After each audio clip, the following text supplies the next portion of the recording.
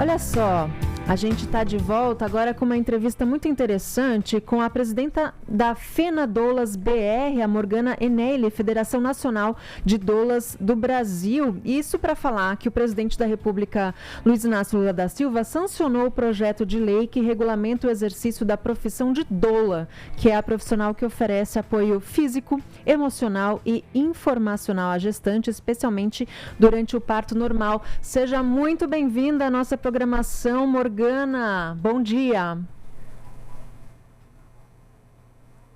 Opa, peraí que ela tá sem som aqui. Vamos lá. Vamos ver se agora vai. Será que você está ouvindo a gente, Morgana? Oi, Morgana. Agora sim. Muito obrigada pela sua participação, Morgana. Primeiro lugar, conta pra gente, para as pessoas, para os nossos ouvintes que não estão familiarizados com essa função, né, com essa atividade da doula. O que é que realmente faz a doula nesse processo de ajuda às gestantes?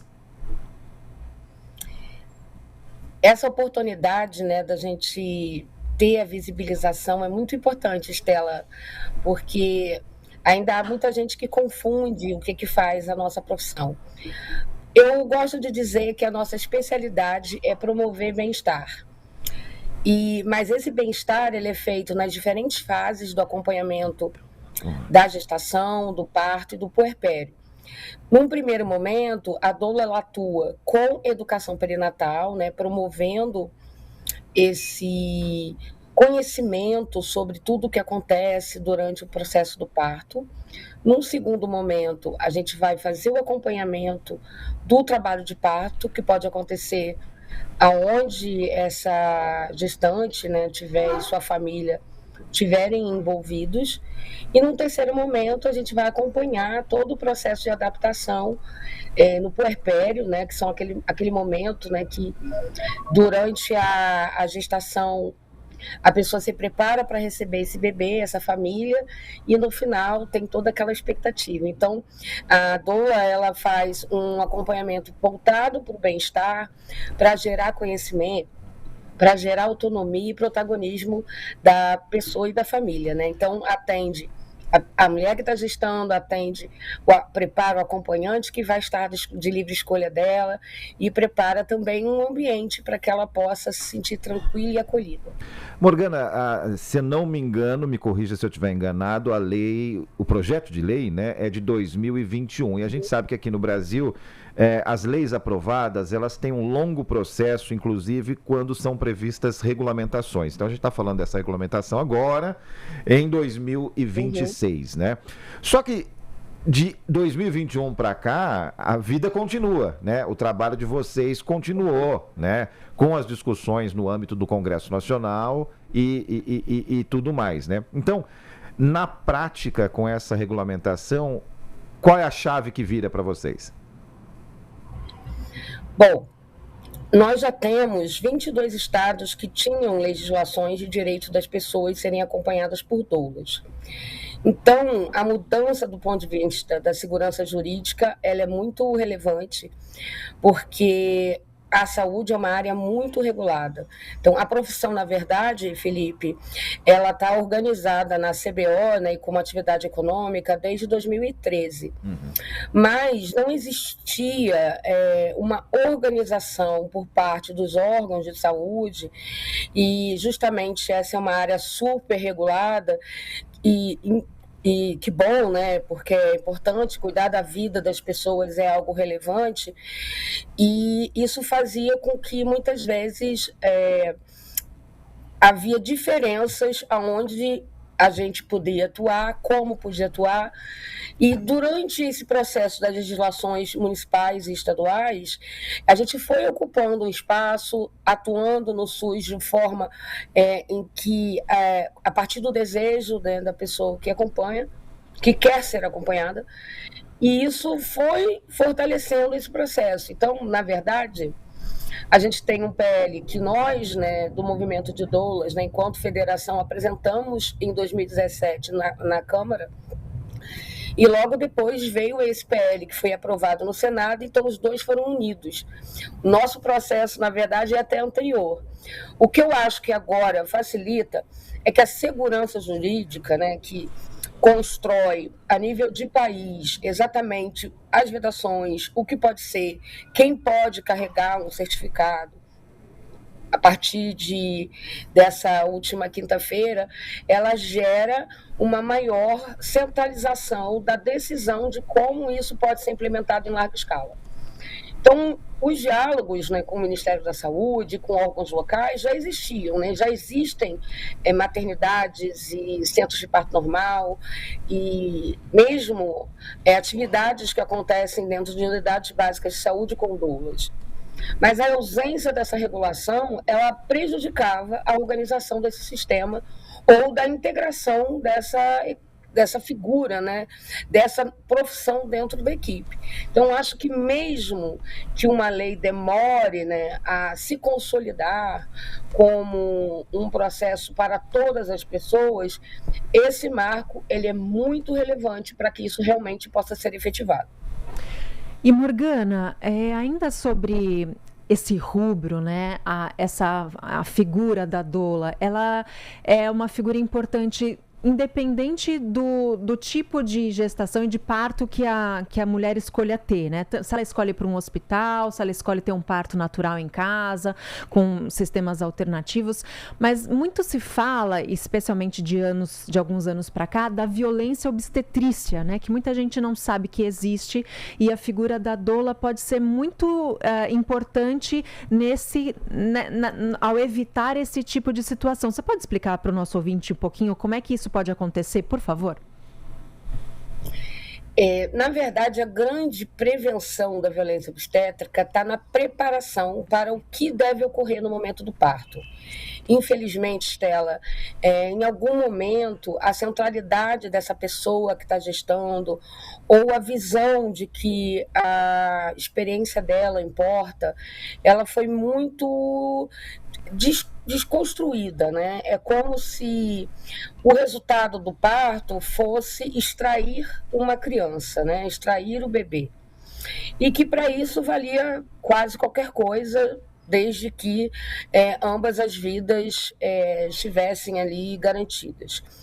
Só que a experiência do parto, ela sempre foi uma experiência comunitária, uma experiência familiar. E ao ir para o hospital, e aí, claro, aqui eu não estou fazendo uma defesa de que não tem que ter hospital, eu mesma tive meus 2 filhos no hospital, penso que essa triangulação, ela tira a capacidade da pessoa estar num lugar em que ela já reconhece como seguro. Então, onde é que veio parar a violência obstétrica?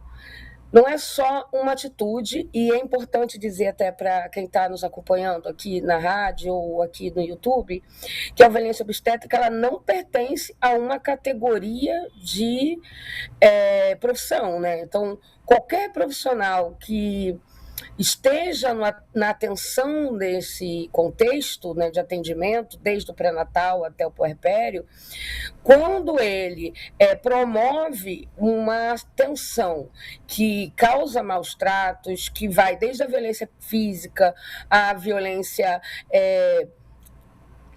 psicológica, do ponto de vista de que ela pode ser feita com fala, pode ser feita fisicamente, e pode ser feito, inclusive, dificultando o acesso da mulher a determinados processos. Então, muita gente não sabe, mas hoje em dia já não se precisa mais usar certos procedimentos de rotina, né? Já se entende que o processo natural, por exemplo, da ocitocina própria produzida pelo corpo da mulher, ele já é mais eficiente do que você acelerar o trabalho de parto utilizando a ocitocina sintética.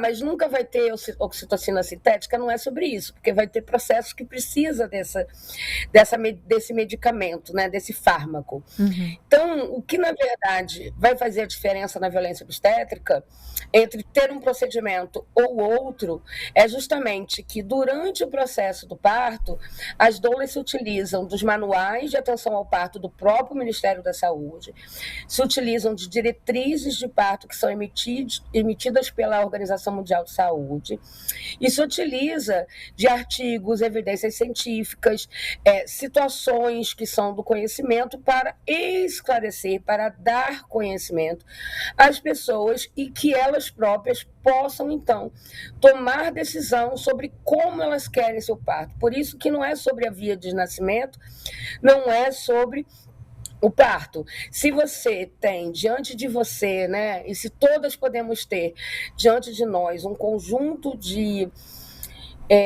opções para que eu tenha um melhor conforto, isso se torna muito mais eficiente. Então, esse é o nosso grande trabalho. E a violência obstétrica, enquanto ações que podem trazer mal-estar para a pessoa, acabam sendo combatidas de forma direta e indireta por um trabalho que busca justamente gerar uma experiência positiva.